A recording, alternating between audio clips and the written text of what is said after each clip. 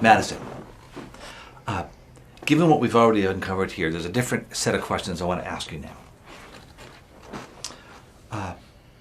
Think back to who you were as a child.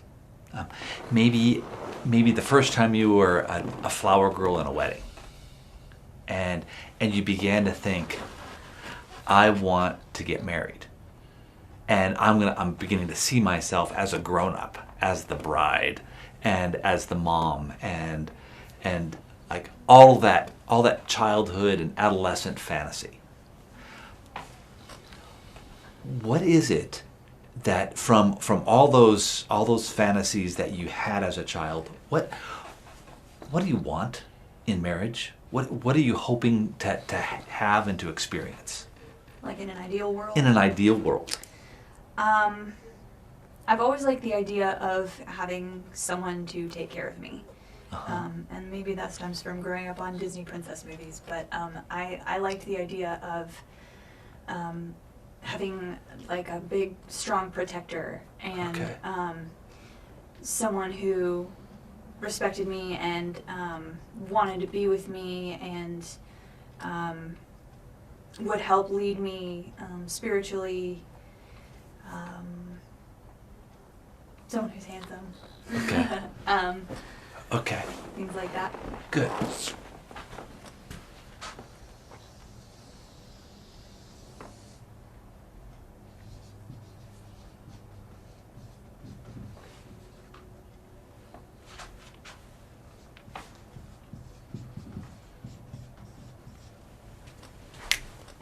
And Trevor, as you ask and think about the same question and answer, like, what's your ideal in marriage?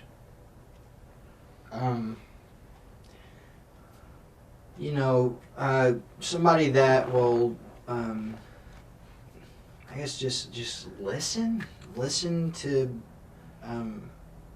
so, and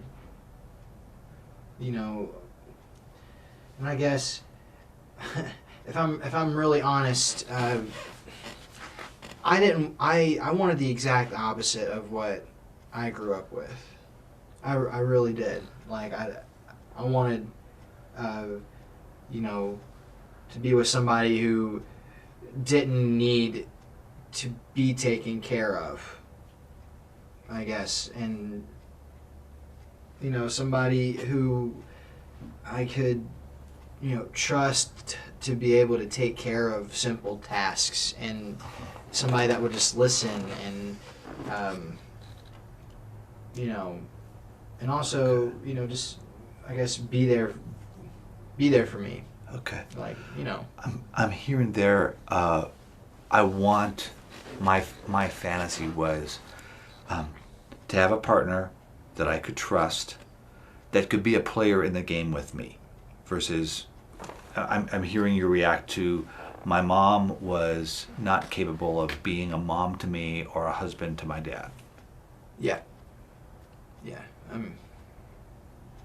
Yeah, that's, Okay. And, Got it. Okay. yeah.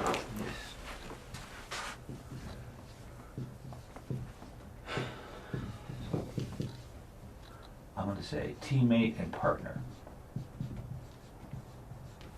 Okay.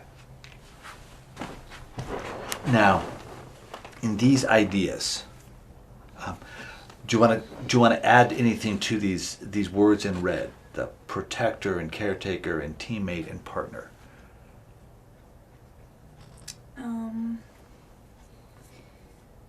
Maybe I would like to add,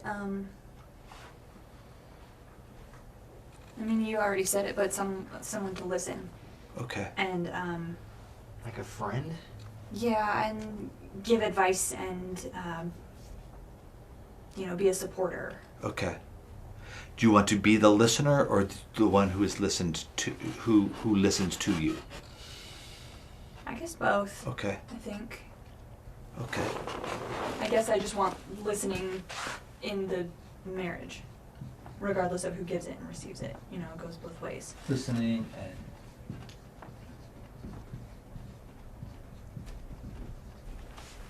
The idea of being listened to and understood. Yeah.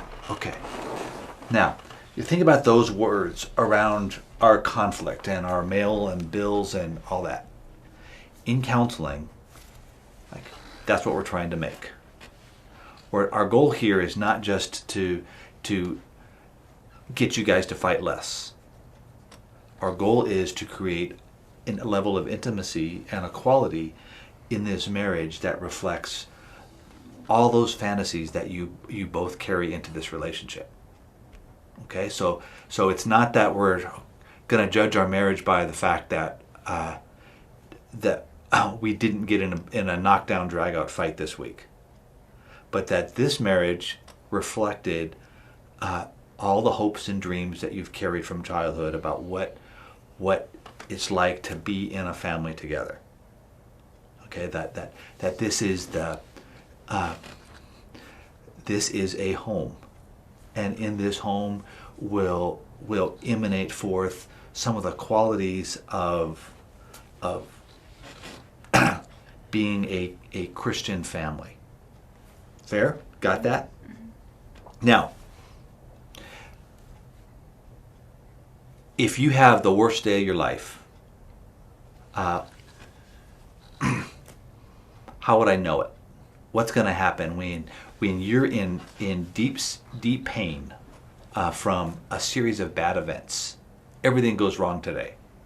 How are you going to cope? I usually just get really quiet, and I may go off and be by myself and, journal about it and kind of write it out, get it out of my system, spend some time in prayer. I'm not one to immediately talk about it without contemplating on it and spending time with myself. Okay. So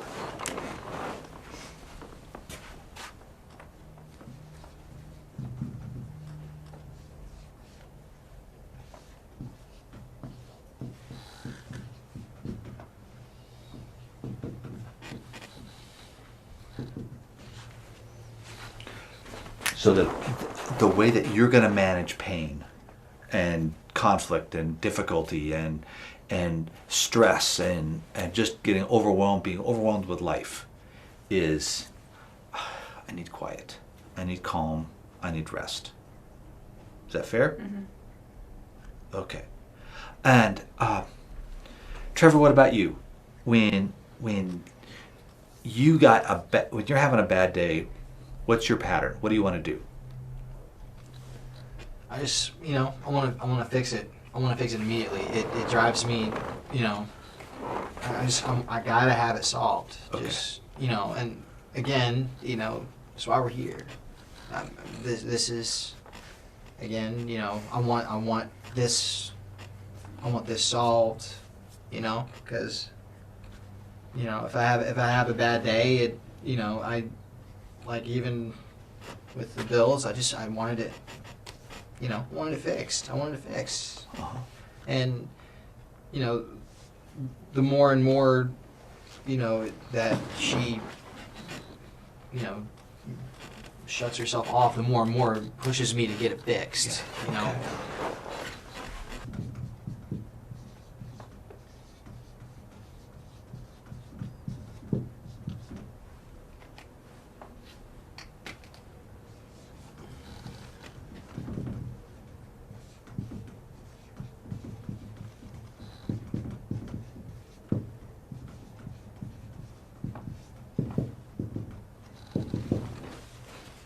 So I made a little more space. I moved your being responsible over a little bit. So when you encounter pain, you become really assertive, and I use the word pushy as that I push this issue. And you may or may not be a pushy person. I don't encounter you that, but that's just a trigger word I use there, okay? Okay. So we have, when you experience pain, you want to be alone, you want quiet, you want tranquility. When you experience pain, you want to go after it. Okay. Now, Madison, when you feel Trevor going after it, what happens to you?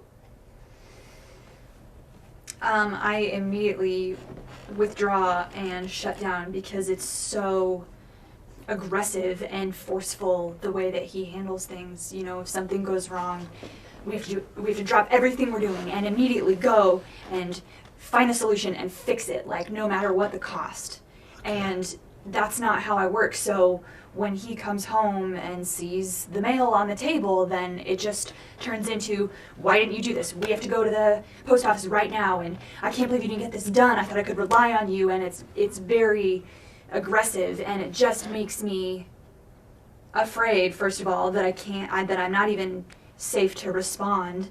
And so I, want to be alone and in the quiet even more because I don't know what to say and I don't know what to do, and it scares the words out of me to even be able to defend myself, which Okay. frustrates him even more. So it's like, Okay.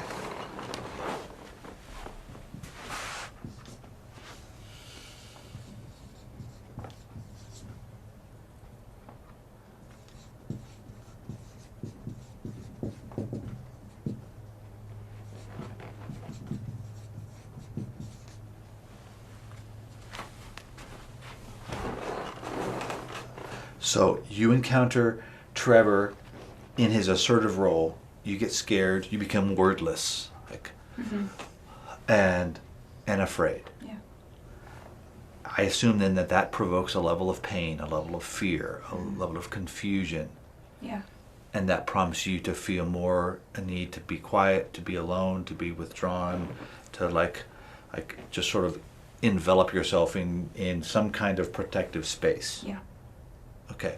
Now, Trevor, when you encounter her as being quiet and alone and unreachable, what do you feel?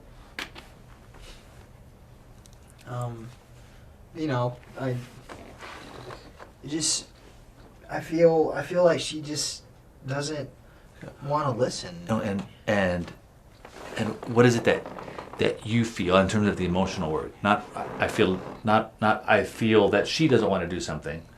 What's happening inside of you? I feel more assertive. Okay. Like I said, the more and more I get shut out, the more and more I want it to, I want it to be solved and Yeah. fixed. And if it's unresolved, then What does it mean when something is unresolved for you? it means that I failed. It means that again, going back to powerless, like I feel out of control, like I don't have the control. Okay.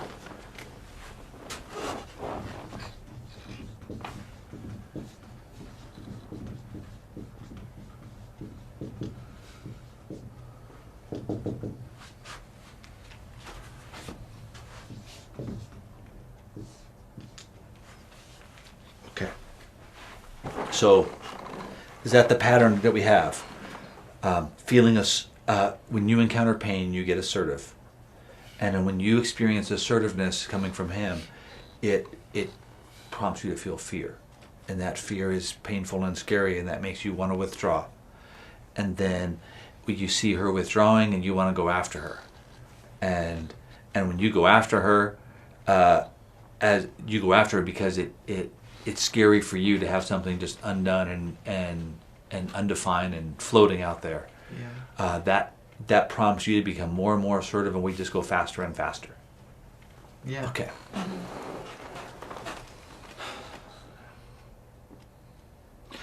And let's go back here to the green. I'm going to be judged, and I'm going to be responsible. Because what you've already articulated, given the male conflict, the bills, the feeling disrespected and feeling powerless, and what you've already articulated is, hey, this is not something that's unreasonable. The incredible thing here is, from where you two sit, this feels like something that's just uncontrollable and we can't stop this and it's undefined and like, but I see this and I think, oh, this makes sense. And this is not just a random fight that happens and you can't predict it, you can't anticipate it, and you can't alter the way that you guys act. Actually, it's reasonable. And here's the reasonableness to it. Trevor, knowing what you know about Madison and her family, tell me how quiet makes sense. Well, it makes sense for her because, you know, when she was little, I mean, that's what she would do when her parents got, you know, had a disagreement or any family disagreement growing up. I mean, she would, like she said, she'd go in a room and, you know, write about it instead of, you know, talking about it to somebody. So, yeah, I mean, I guess, you know, I guess it's still the same now. And better. When you guys were dating, that was evident. So you came in a way to take her out of that. What is it that you were providing for her around helping her resolve that family situation and her need just to be quiet and just to be all by herself? You were able to do something for her that allowed her to trust you and love you. What was it? I guess not judging her was what I did. Yeah. You know, I didn't, you know, I didn't put a label on her just because she was a certain way. Like, you know, I fell for her despite of all that. Yeah. And I, you know, it just, you know, I didn't want to judge her because, I mean, you know, I don't like that either, you know. Yeah. So. Yeah. So like, I understand why you need to just be quiet and write and journal or do whatever things you would do to self-soothe. I get it. And I will love you as you are. Is that fair? Yeah. Yeah. Okay. Yeah. Madison, in you understanding all that Trevor went through with his family, how does him asserting himself make sense? Well, if he didn't when he was younger, then his family wouldn't have been able to function. So it made sense because, you know, he wanted to take care of his family and the ones that he loved. So Yeah. he did what he had to do, and that was being assertive Yeah. and being responsible. Okay. So that assertiveness is like, wow. How have you survived with the circumstances that you've had to carry as a child and as an adolescent? Like, and I'm hearing that has been something that drew you to him and say, I can stand beside you.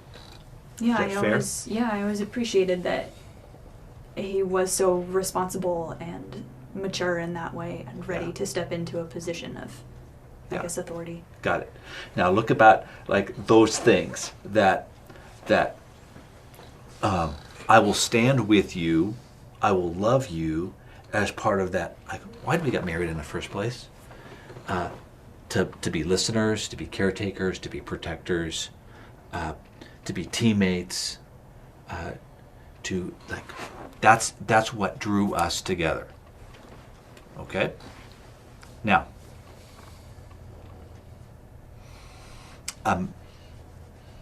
with Dr. Jen in the intake earlier, there was a grace idea that was mentioned. Let's build on that.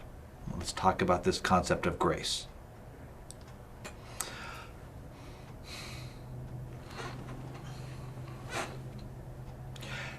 you each may know it from Sunday school of God's riches at Christ's expense, and that theological grace. I'd like you to think about grace as receiving a gift that comes to each of you unmerited. You don't deserve it. Okay? Okay. And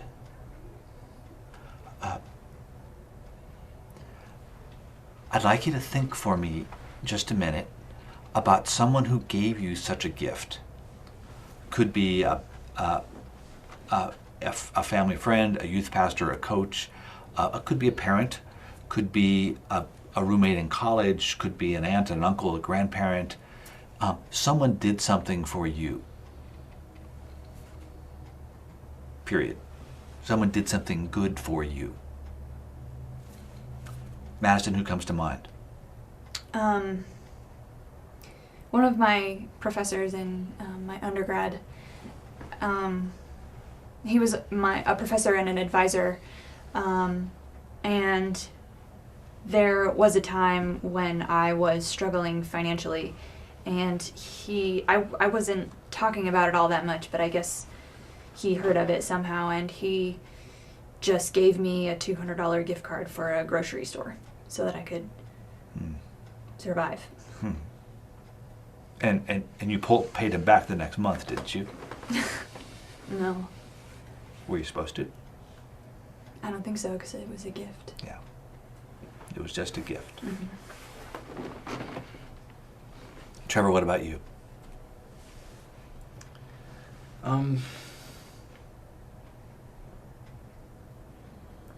Well, I went to a Christian undergrad, and I remember, at that time, I was going through a lot, and there was a campus ministries counselor, and he, I showed up one night because we actually had a curfew at my campus, and I showed up one night, and he happened to be the the dorm, the faculty member who was in charge of keeping the dorm and everything, and he saw me, and I was not in a good state, and I probably should have gotten kicked out, but he actually took me to his house, and he let me stay at his house that night, and he fed me, and and instead of telling the higher ups at the school, he kind of just said, he said, if you promise not to do this again, I'm not going to tell anybody, because he told me that he saw something special in me, and that he wanted me to get a second chance. Yeah. So That's quite a gift. yeah. Yeah. And for both of you, you both have encountered the receiving of something that you didn't deserve. And that's kind of how marriage runs too. I'm going to start with a gift. And the gift that I would like you to exhibit to one another just this week, till we meet next, is the gift that I would like you two to exhibit to one another this week. Madison, when you encounter his assertiveness, I would like you to say,